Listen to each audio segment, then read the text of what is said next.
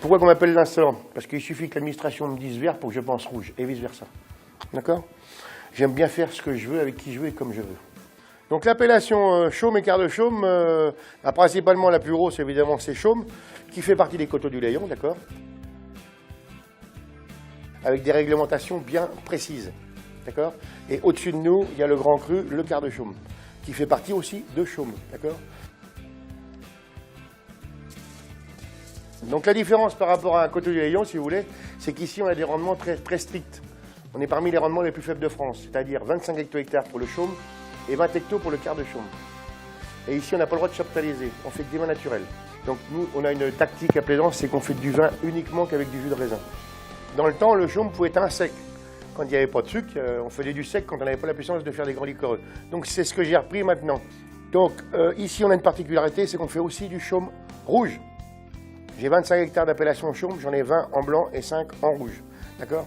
C'est un rouge qui est très puissant, très chocolaté, très mûr, très sous-bois. Donc c'est-à-dire un vin qui est très puissant, qui ne va pas avec du jambon. Il faut absolument une belle tranche de viande. Quand je dis de la viande, c'est pas de la viande de lait, c'est de la viande de vache, du bœuf, de préférence. Allez, vas-y, lève!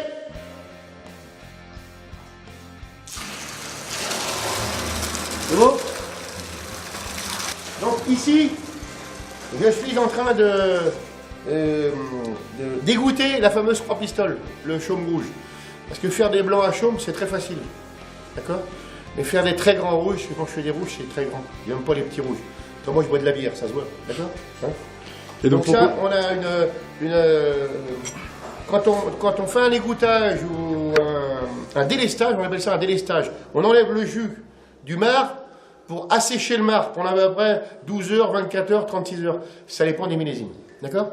Hein? Si je veux un rouge qui est corsé capiteux, cette année par exemple, 2010, qui a un très grand, 2011, pardon, qui a un très grand millésime, on va égoutter ça 36 heures. Pourquoi? Parce que je veux que le marc sèche complètement pour qu'il sorte des tanins à l'extrême, étant donné que c'est un très grand millésime. Et là, on va faire des rouges exceptionnels. Mais ça, moi, j'adore faire les rouges. Et autrement, depuis 3-4 ans, je suis passé carrément à la culture biodynamie. Pourquoi la biodynamie? Parce que j'étais en bio depuis 12-15 ans. Pourquoi la biodynamie? Parce que la biodynamie n'accepte pas la médiocrité. Pourquoi? On est obligé de travailler avec la Lune. Donc si la Lune tombe un dimanche, par exemple, il faut travailler. Si dans la semaine, c'est des jours noirs, eh ben on va à la pêche, on va à la chasse, on va voir les copains, on ne travaille pas. Donc là, vous êtes dans la fameuse parcelle, la 3 pistoles, donc le fameux chaume rouge. Et depuis cette année, on va le travailler au cheval.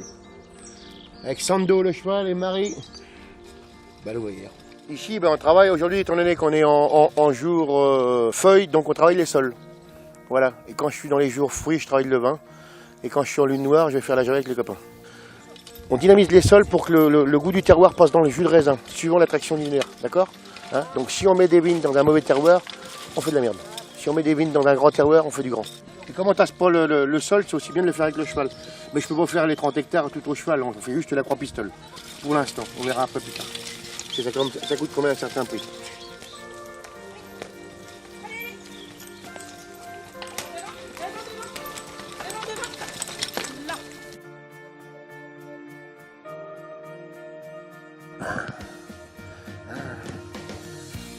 Vous comprenez quand je vous dis que les coteaux c'est fatigant, surtout pour des personnages comme moi qui sont un peu forts.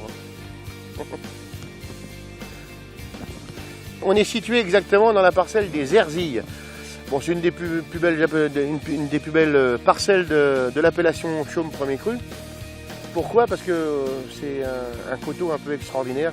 Exposition sud-sud-est, vous voyez, le soleil levant est là, le sud est là. Donc à l'abri des vents du nord, à l'abri des vents d'ouest et plein sud. Donc ici, ça tape tout de suite. On fait des vins très concentrés ici. Comme on est en millésime 2010, on est monté à plus de 30 degrés naturel de potentiel. Donc c'est exceptionnel. Et au niveau de l'acidité, on est à plus de 10 grammes d'acidité. Donc ce qui est exceptionnel, parce que faire du sucre, il ne faut pas que ça, il faut de l'acidité. Ce que n'ont pas certaines régions du sud de la France. Ils ont beaucoup de sucre, mais ils n'ont pas d'acidité. Donc nous, on a l'équilibre parfait. Qu'est-ce que c'est que le carbonifère? Vous voyez, on est en plein dedans ici. Vous voyez? Carbonifère, c'est ça. C'est de la pierre noire. D'accord?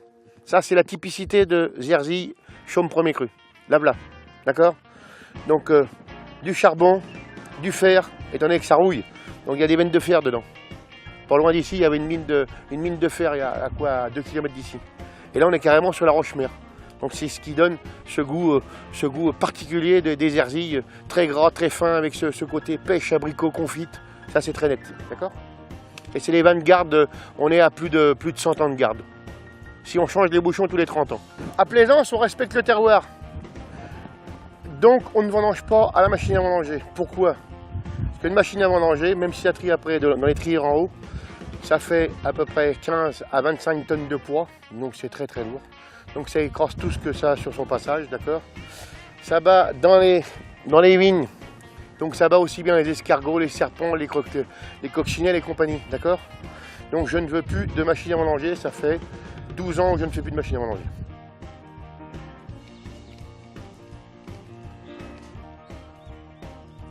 Bon, c'est la première chose sur la terre, manger, boire, voilà. Mais pas sur la terre pour faire n'importe quoi. Hein. S'il y a du travail, tant mieux. Si on le fait avec amour, tant mieux. Au contraire, comme ça, on y passe moins de temps.